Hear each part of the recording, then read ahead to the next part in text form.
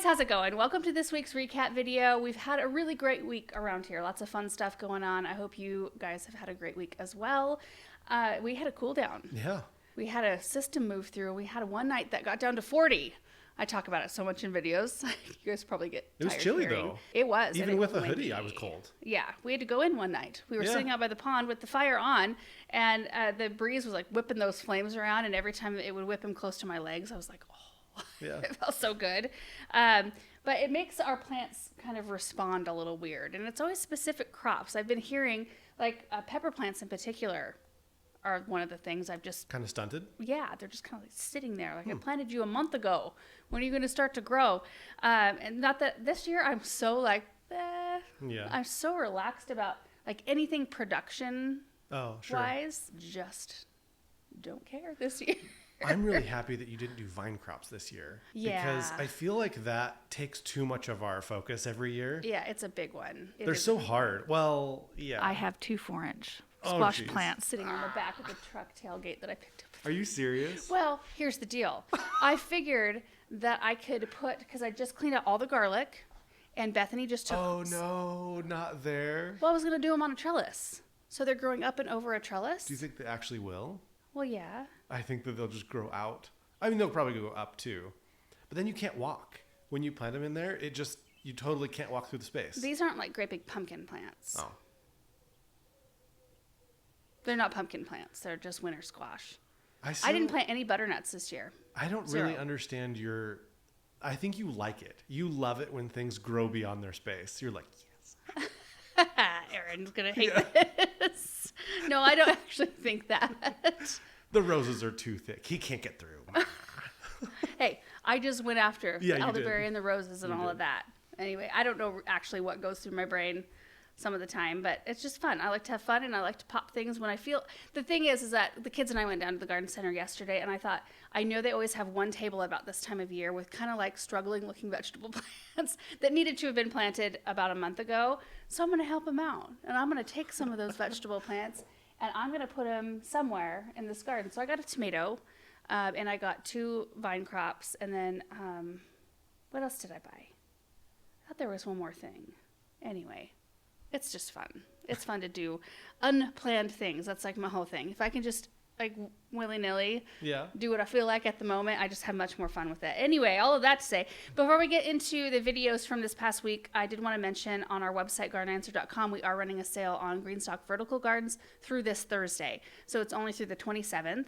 15% off the colors maple and pink. Those were limited edition colors. So if you were interested in one of those 2 colors at any point, you do get a discount, 15% off, and the no code, right? Yeah, no code. And they it's like while supplies last, they'll probably sell out. Okay. Maybe even before Thursday. So like, if you wanted If not, one, it will go through Thursday. Yeah. So, okay, let's jump into the videos. First one was adding several gorgeous iris to the pond and harvesting strawberries. So Aaron and I went down to the garden center. We picked up some Japanese and Siberian iris, which are great pond plants.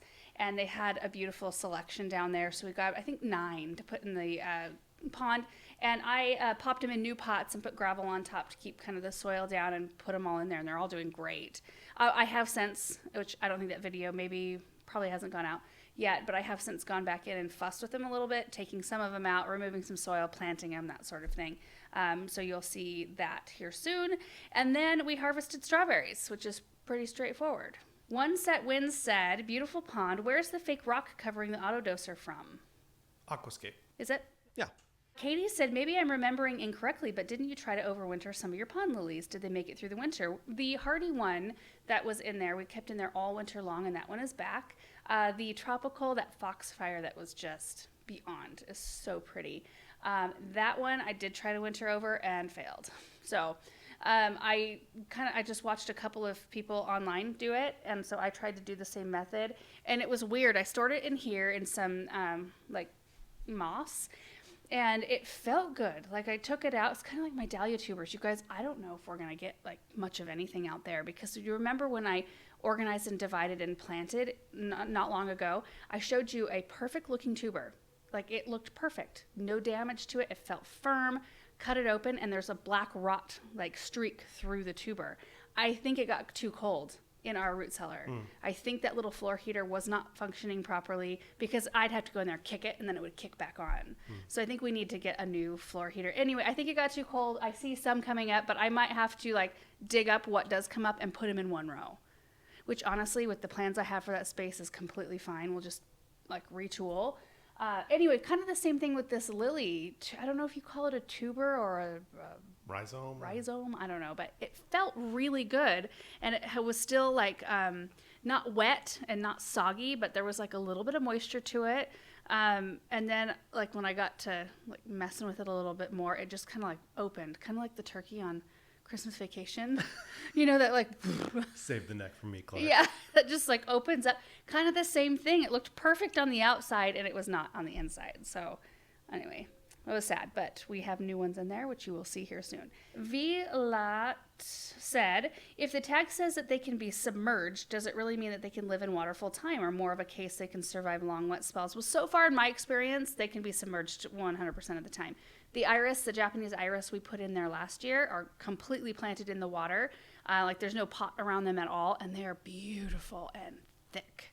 I'm kind of looking at them thinking, I don't know how to go about dividing those kinds of things. Sure. So like, do I yank the whole plant out and do divisions and then replant, or can I just hack away at it? You know, yeah. I'm gonna have to ask some questions. Mary Ware said, it's so beautiful and serene. What is the name of the product that you credited for getting rid of the algae? We've been using a ton of stuff. We've used beneficial bacteria. We've used clean from Aquascape, maintenance, and we've used SAB. And all of those things are like organic, I guess, or I don't know if you'd call them they don't disrupt the ecosystem. Yeah. It's not like we're dumping like chemicals. I don't feel like I'm dumping chemicals in the pond. So, yeah. We're going to need to use more of that waterfall algae cleaner. Oh, that's the other thing that I didn't actually use that. Chris used that. Did you turn it off? But he left us some. Did you watch him apply it? No, I didn't. Maybe Paul did. But it was like same day. Yeah. The algae went away on the waterfall. It's not like strings. It's just like a fuzz on the waterfall. I'd like to get after that before anything. And that's the thing about the pond. Right now, it looks like in the wetlands, like the most shallow area, that's where we've got some stringiness going on.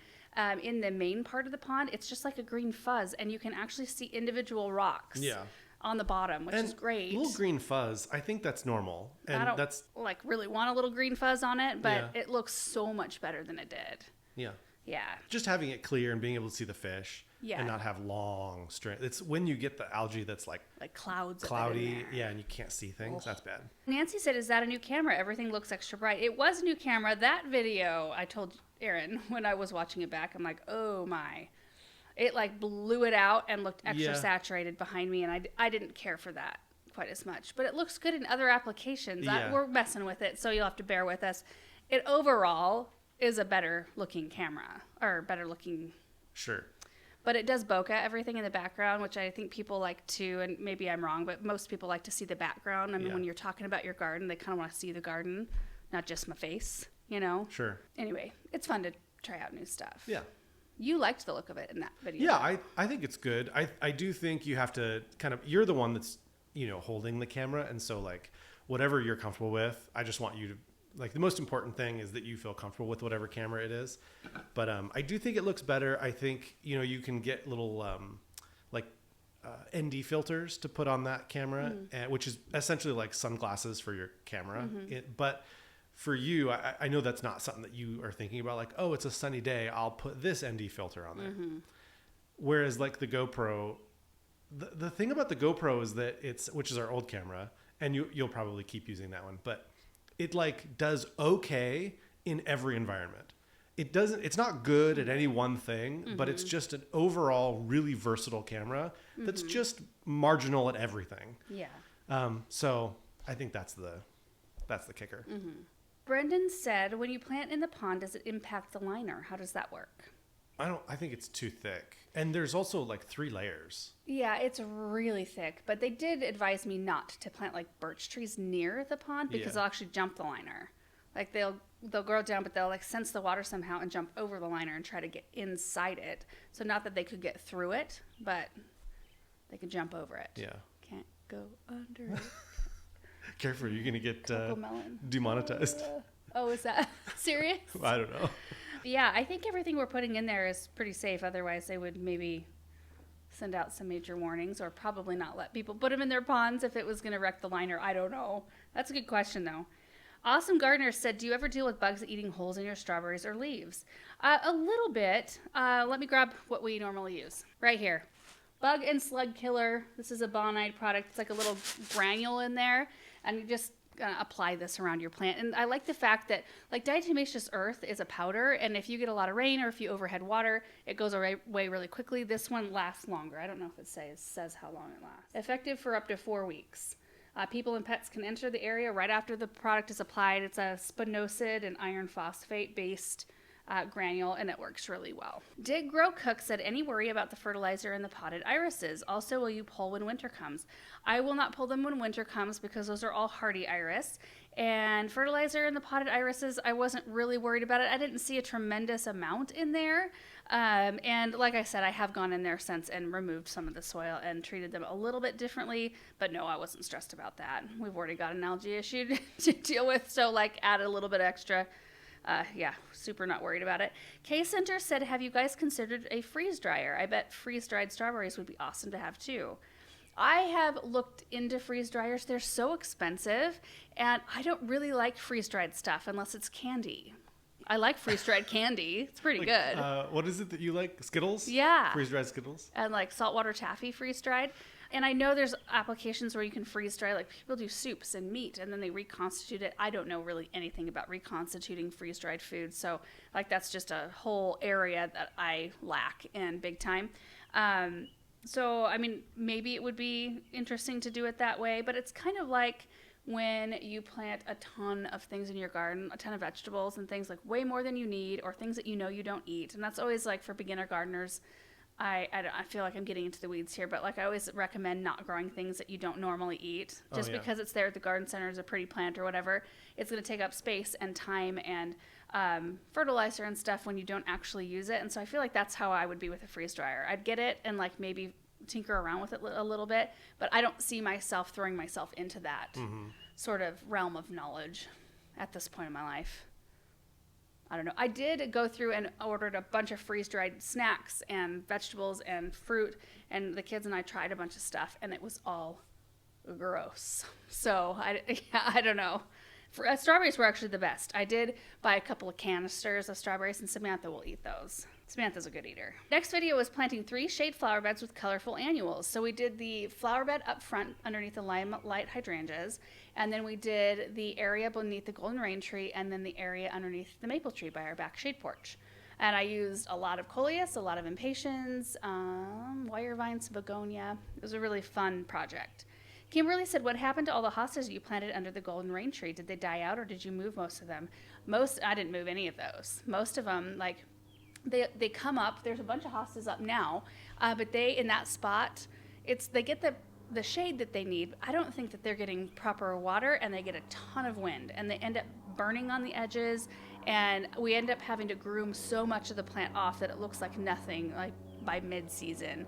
So there's an airplane going over. We have the door open today because it feels so nice outside. Anyway, so I stopped planting or packing that area out with hostas, and just kind of I'm letting those, I don't know if we get around to transplanting them. The problem is that I don't have that many shade areas.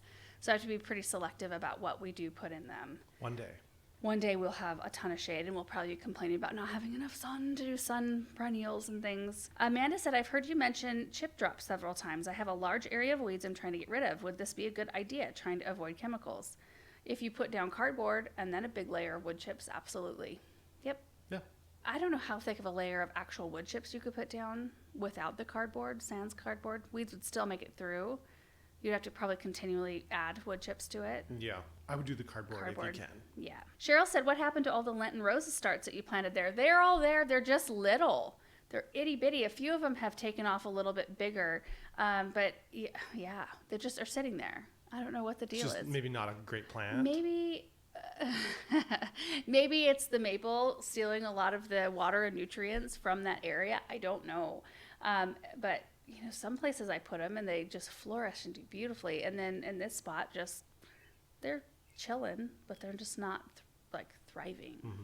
Denise said, does the wire vine spread like crazy? It does bulk up and it does get quite big. I don't normally plant it in the ground, but I figured in that area there's rocks on one side of it, and I don't mind if it spreads itself a little bit. It'll die in the wintertime unless we lift it. So for us, having it not be a perennial, it doesn't really matter as much if it spreads and roots in a bit.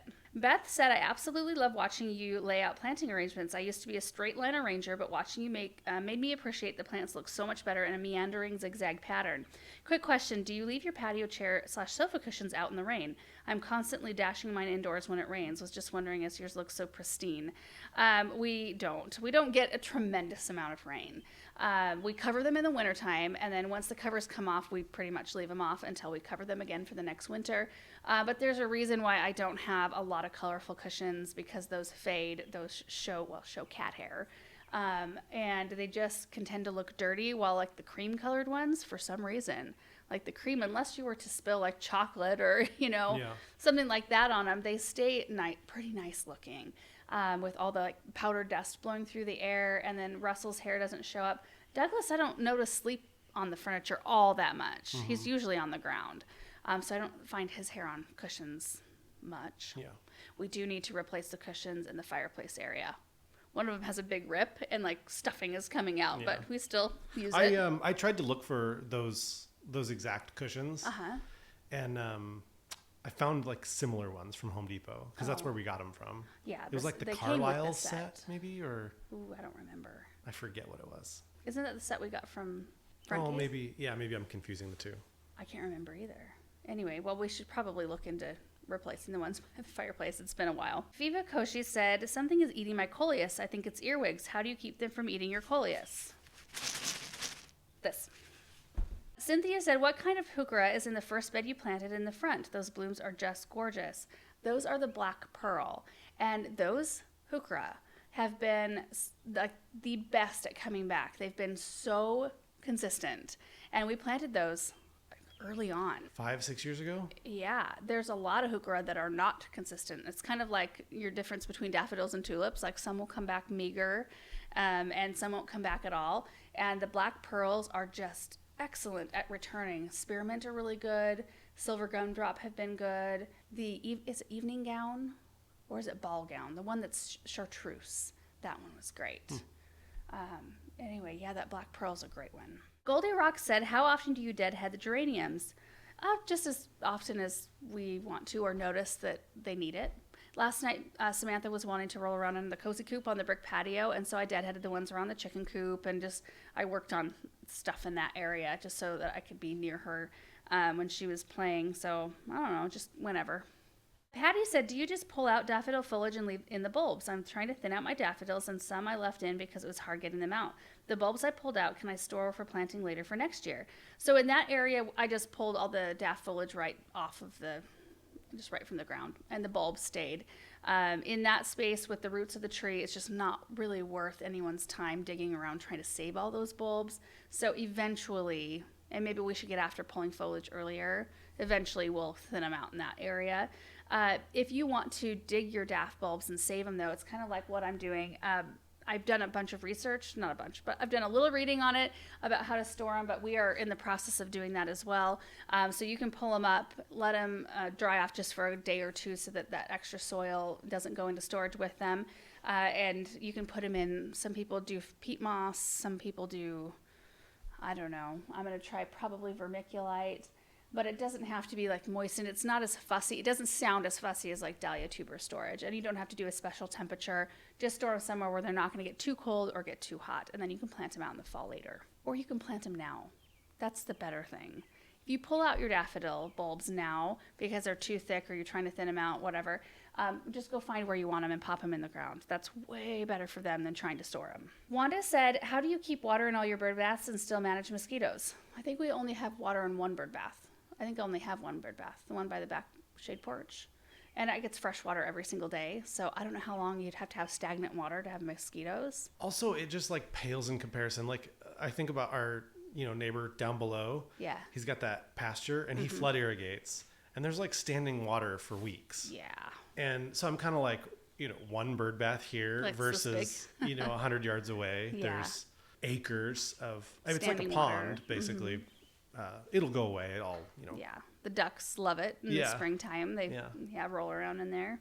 Next video is planting annuals, lifting tulip and daffodil bulbs for storage, and strawberry popsicles. So we planted more annuals. Can't even remember which ones I did that day. Awesome ones. Probably. Lifting tulip and daffodil bulbs, which are still sitting in baskets. We're going to start taking care of those today because they've dried back quite a lot. The foliage is all yellow. And then we harvested some strawberries and made some strawberry popsicles, which I didn't love. I think we're going to try different. We haven't tried a different recipe yet, but I wanted to go with one with a different type of sweetener. I don't know why I do this. Like, they're never as good. Just use sugar. Yeah.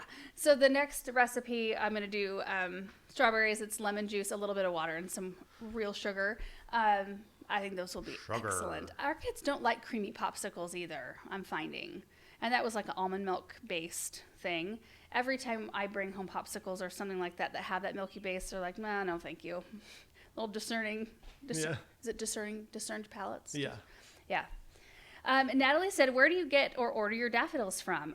Color blends. I get my bulbs from either Color Blends mostly or my parents' garden center. They bring in some bulbs in the fall. Elsa said, do your children go swimming in your pond or go into play? They have. They did quite a lot last summer after it was put in. They haven't really, they love to play around it. They climb and jump on all the rocks around the pond. Samantha recently has been saying she wants to get her floaties on and go out into the pond. Yeah. We should do that. Yeah. It hasn't really been like hot. Mm-hmm. Once it's consistently in the 90s or like high 90s, then it will make sense to go out there. Right. I love getting in there. It's so fun. Sandy said, love your videos. Thank you. After watching your recap, whoa, my shoe just fell off. After watching your recap videos, I've been noticing lots of questions in the comments and have oftentimes had questions as well. Do you ever answer questions that are asked from a recap video? We don't. No. We could. We could add it on, and here are questions from the last recap video we did last week. Yeah. Because that might dig deeper into some of the things. Yeah. That's a good idea. Yeah, maybe we should do that. Yep. Cheryl said, regarding project number 2 of the mass planting of annuals, did you plant before adding irrigation, or is the irrigation already under the soil? Oh, I remember. In that space, I planted before adding irrigation. So I plant the area, and Paul usually comes behind me and does all the drip tubing. It's really hard. It would be very hard for him to add drip beforehand because I think we'd have to tweak it because it needs to be based on where the plants are. And if you have a plant root ball here and you've got drip irrigation in the bed, but if it's sitting this far away from the root ball, that plant's going to die. It will die in one day. So you have to make sure that you've got drip running right next to the root balls. So it's easier for Paul and myself if there's no drip and I just plant everything and then he just comes through and runs the drip line where it needs to go. The drip irrigation is a little tricky because if the irrigation is a foot away or 2 feet away in the summertime, after the plants have had a chance to root in, it's a lot less important that the drip is right next to the plant. But right after you've planted, they have to have water right at the root ball, and that's the problem. Yeah. So it's like you have to hand water your stuff for a little bit, or have an irrigation system that's like right on the plant. We do irrigation system right on the plant because I think overall, especially for annuals, it's better. But even in the beginning, we're hand watering at least every other day. Yeah. Because our system doesn't go off every day, so we can't skip a day on those newly planted things. Especially even with the cool weather, we had a ton of wind, but especially when it's windy, we have to make sure to keep them moist. BK said, how many strawberry plants did you plant? I would love to be able to harvest like that. I started off with 5 flats, and I want to say there was 12 in each flat, but maybe 15. So we'll do the math based off of 15, which would mean 75. 75 plants is what I started off with out there, and that's what's still out there. And you just treated them all with iron. Yeah. Recently, they did just deal with chlorosis here so bad. I would love to get them up in a raised bed, which is the end goal. Next time that you plant strawberries, you really should put some iron immediately down, the chelated iron. Yeah. And then you might not run into that issue. Yeah. Which we have on the store now, by the way. Shirley said, I've heard strawberries do not like 90-degree weather. Yours do not seem to have any problems. Should I worry here in hot Ohio? I wouldn't worry. Ours keep on rocking. I mean, of course, our June-bearing strawberries are almost done. We've got Honey Eye and All Star out there, and they're amazing performers, great berries.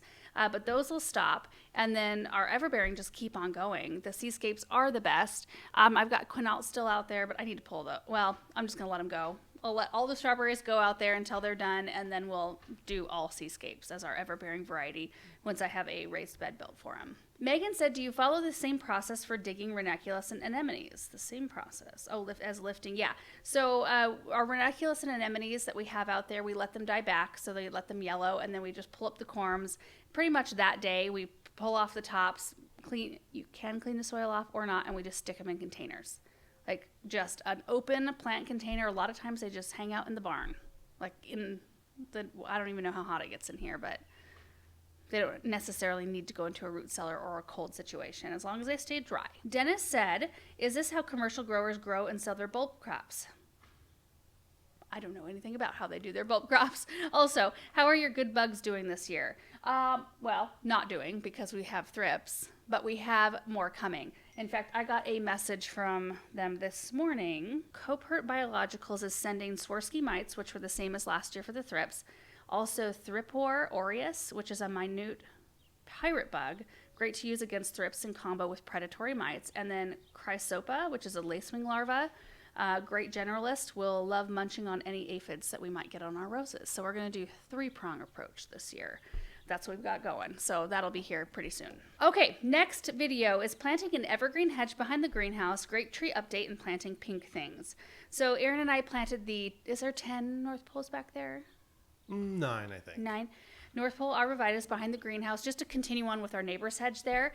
And then I showed you the grape trees and how they're looking. And then we planted a gator full of pink things, which was a microchip pink buddleia. There was a Supertunia hoopla vivid orchid, Supertunia mini vista white, Superbina chiffon pink, or pink chiffon, or cashmere, not chiffon, cashmere pink, or pink cashmere. It turned out really pretty. Robert said way too close to the fence, right?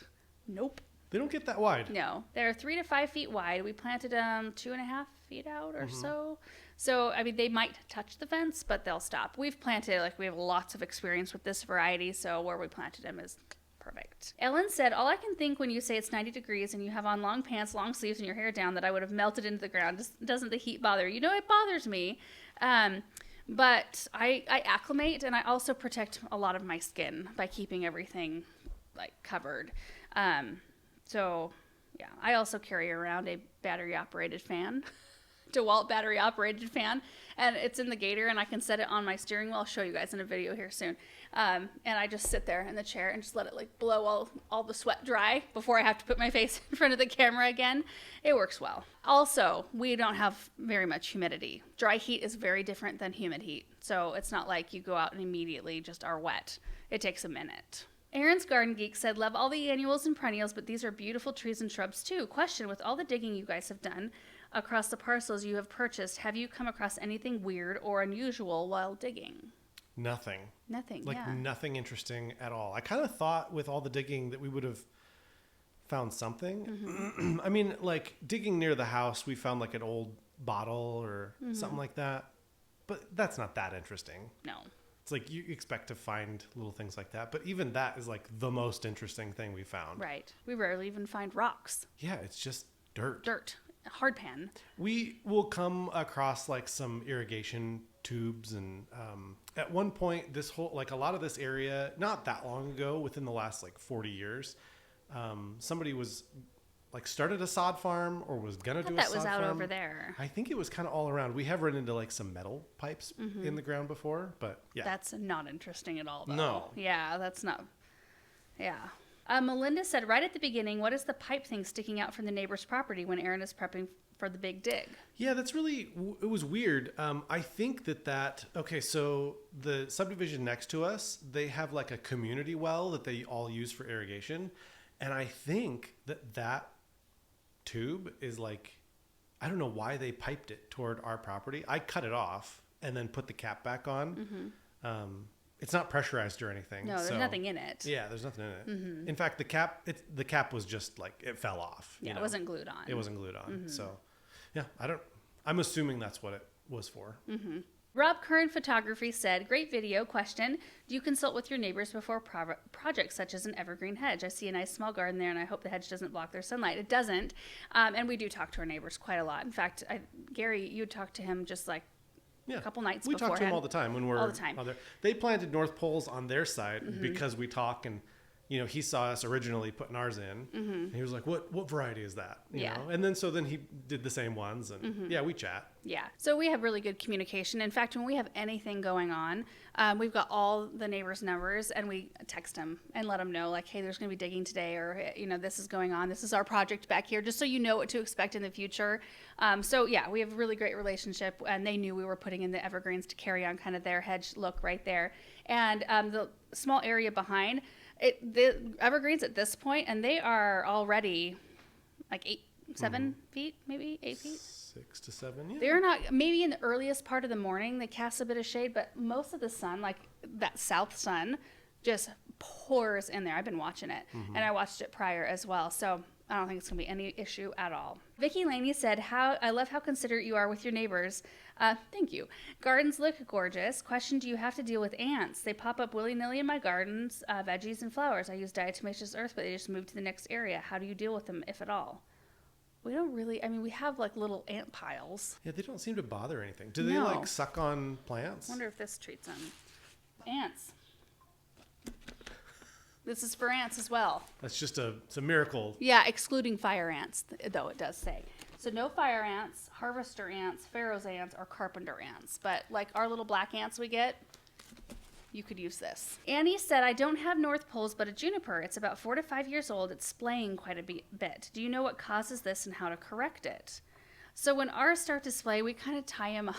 And maybe that's not the best way to do it. Sometimes you can prune it selectively. You can prune branches to where they will grow kind of back.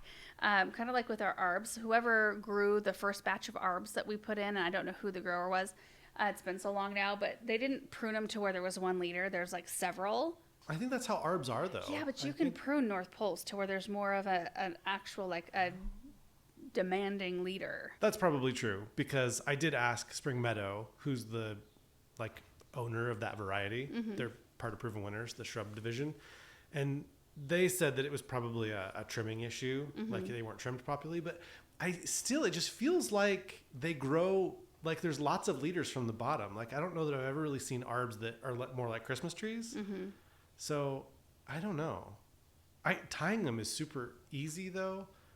So it's not a big deal for me. Yeah. So we just use tree rope and get in there and just kind of tie them together. You don't have to tie them tight. No. You just like loosely tie a string or that tree rope around it. You don't have to keep them on there forever either. Oftentimes if you tie them up enough, it gives the wood enough of a chance to harden in the way that you want it to, and then you can remove the string. Kind of like staking up a tree.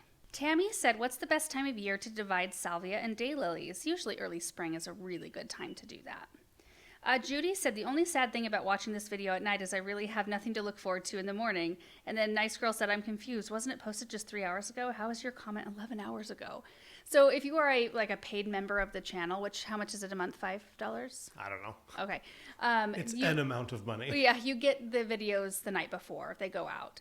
And then they go public like the next morning. So usually, and it doesn't, there's not a set time the night before. It's just whenever we happen to get it done. Sometimes it's at 4 in the afternoon. Sometimes it's at like 9 or 10 in the evening. So anyway, that's why. Next video is planting out shrubs and perennials from spring containers and replanting the pots. I think this is the last video from this week. So the 4 large concrete containers that are on the corners of the brick patio out there, I had planted Arctic Fire yellow dogwoods, hellebores, some spring flowering bulbs, some pansies and violas in there this spring, which seems so long ago now, and everything flourished and did amazing. I mean, I was really thrilled with like the hellebore growth and the dogwood growth. Everything looked great. So I've kind of been pushing that project off though, because planting stuff out from containers, you never know, especially if you leave it in there as long as I did, how rooted together they're going to be and how much of a project it's going to be. So I have to be in the mood to do it. And I was in the mood to do it because we've got the beautiful boxwoods in and I was ready for a new look there. So we emptied out those pots, got all the hellebores planted out, the dogwoods planted out. Bethany took the bulbs and the violas and pansies and took them home. And then I planted up the Green Mountain boxwoods, which I had to have your help lifting. I barely got him into the Gator, but there was no way I could lift him and take the pot off myself at the same time. So anyway, I had to have a little help there, but they look really good and tidy and clean, and I love it. Jamie said, I missed out on kneeling pads. Do you know when they will be back in stock? Ken, now I hate to even say that Don't say the date. That we have a date. Don't jinx it. We have a possible ETA of somewhere toward the middle part of July, beginning to middle part of July. We will do a big announcement when they are back in stock, because when they are, we will have some smaller ones available as well. It's so different when you are like producing an item, because the production just takes a long time, and it's not like some other product that somebody else is making that they're making like millions of or whatever. Mm-hmm. It's like it's an exclusive product, and so when you want more of them, they're like, great, we'll have more to you in like 90 plus days. Also doing that to you, there's so much upfront that you have to do, like got to save up to buy the next lot of inventory, you know. So anyway, it's interesting getting started and doing it slow and small and on our own, you know. That to me makes a huge difference. It makes me less stressed. It makes it a little bit more pleasant. We've got some other exclusive stuff coming up here like within the next couple weeks. I'm excited about it. Oh, me too. Game changer. Another game changer for sure. Mm-hmm. Michelle said, should I be trimming off the flower stalks on my hellebores? I leave them for interest, but if it helps the plant to cut them off, I will do that. You can leave them on. I only did that because I knew they were going to look kind of like a flopped over mess after I planted them. So I thought, well, as long as if the flowers aren't there, the spent flowers, I think they'll look a little bit more tidy. So I cleaned them up. Patty said, lovely as always. Question: when planting shrubs in a pot, do you use 100% potting soil or do you incorporate any topsoil? Does topsoil hold onto nutrients longer? When I'm planting anything in a container at any point, I never use anything other than potting soil, or like cactus soil if that's the appropriate soil to use with the plant I'm putting in a pot. Regular garden soil or topsoil does not act the same in a container as it does in the ground. It compacts. It's really not great for the plant. So those shrubs went into 100% the Espoma organic potting soil, and I think they loved it. Miss Corgi said, Laura, why did you plant the Lantana roses so close to the trees? Won't the trees overtake them, or will you limb up? We might limb up a little bit. Those trees grow so slow, and I'm so lacking shade that there was really no other option other than kind of tucking them up under. Otherwise, like I'd have to plant them in some kind of sun. And I've got like one other shade area sort of close to the ash tree up front, but I've got some other pretty things that I want to put up there. I don't necessarily want that hellebores in that spot. So I thought back here, I could at least use this as a holding spot. You know, we can move them around if we want to later in the future. But back there, I just want to create just a little bit of beauty. And I think tucking them up into that shady spot would be the best. I noticed that question actually a lot this morning. And it's a problem for another day. Yeah, and it's probably not even a problem. Those trees, I mean, evergreens just don't grow very quickly, so we'll be able to enjoy the hellebores for a while in their spots before we'd have to even consider moving them. Dogwoods Flower Farm said, how are you filming when you drive your Gator? Also wondering how many times you have to move your tripod to get different angles. It's magic. Yeah, it is magic. Yeah. Wouldn't it be great if you had like silent drones or something that could film you? Yeah. If I'm feeling really ambitious, we can get some really cool like progression shots of things. When it's hot, I get less ambitious. So we get like a static shot of this project and then a static shot of the next project. But sometimes I will go back and forth and I will do like, I'll drive the Gator multiple times to get the same like driving pattern shot. Yeah. And then when I'm filming, when I'm driving, I'm just holding the camera, you know. Yeah. The Gators go like 5 miles an hour, so it is kind of nice actually with how slow the Gators go. Mm-hmm. Like Benjamin's been driving a lot more. Yeah, Benjamin lately. drives and does a good job. And but it's like he can floor it, and it's still pretty slow. Yeah, he doesn't drive it on his own. Right. By himself. We're with him. Janet Loving said, it looks wonderful. You inspire me so much. I have a random question. I need a shovel that is the size of yours. Can you tell me what kind it is? I'm short in stature. My shovel now can be not so much fun to use. The one I have is a Fiskar shovel, and it's like a telescoping one, which it doesn't need to be telescoping. I never make it longer. In fact, I don't like that it telescopes because I've had it on occasion like come undone, and then I've pinched my fingers, not knowing that the like clasp thing had come undone. But it's a really nice size shovel head, and I like a handle that's round, or that one's not quite round, like it's flat and then it kind of comes down in a round thing. I like having that. You don't like that shovel because it's like you can't get the right leverage. But for me, I can get good leverage, and maybe it's a short versus a taller person. Just wait until next year, and then we'll have our own shovel. Yeah. We're working. Just don't buy anything. Just don't buy anything for about a year. I like it, and I think the price point is. I don't know what the price point is, but Fiskars is generally a good price point.